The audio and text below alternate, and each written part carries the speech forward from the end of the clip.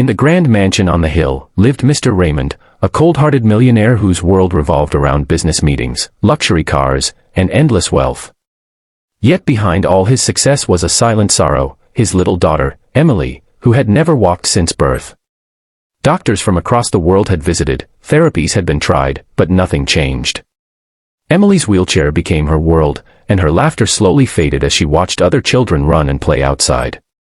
Raymond loved her more than life itself, but his love was buried under the weight of his guilt and pain. Every night, he stared at her room door, whispering to himself, "If only I could see her walk once." One morning, a new maid named Grace arrived at the mansion.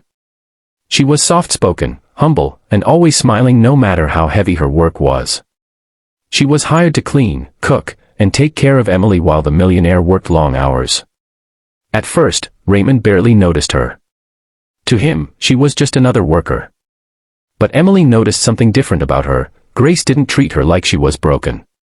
She played, laughed, and talked to her as if she were perfectly normal. Grace would tell her stories about hope, faith, and miracles, saying, "The body listens when the heart believes." Every evening, she would wheel Emily out into the garden, letting her feel the sunlight and the smell of flowers. Slowly, the little girl started smiling again. One day, as Raymond returned home early, he heard laughter coming from Emily's room, laughter he hadn't heard in years. Curious, he quietly walked closer, only to freeze in shock at what he saw.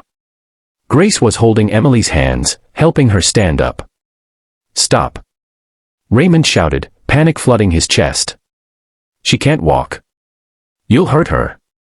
But Grace didn't stop. Instead, she looked up calmly and said, "Sir, please trust her. She can." Emily's legs trembled, but Grace kept encouraging her gently, "You're doing it, Emily.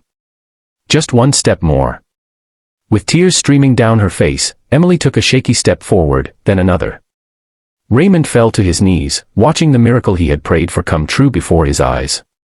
When Emily collapsed into Grace's arms, laughing and crying, Raymond rushed to them, unable to hold back his emotions.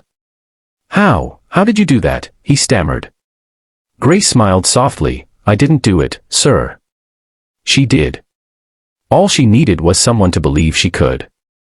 Her words struck him deeper than any doctor's advice ever could. For the first time in years, he hugged his daughter tightly and whispered, "I'm so proud of you, my little angel." That night, Raymond couldn't sleep. He realized how much his fear had imprisoned not only his daughter, but himself. He went to Grace and said, "You've done something money could never buy. You've given me back my daughter's smile." Days turned into weeks, and with Grace's constant support, Emily began walking more confidently. The millionaire started spending less time in his office and more time with her, pushing her swing, walking by her side, and watching her discover the world she'd once only dreamed of. Grace became more than just a maid, she became a part of their family. One evening, as the sun set, Emily ran across the garden toward her father for the first time.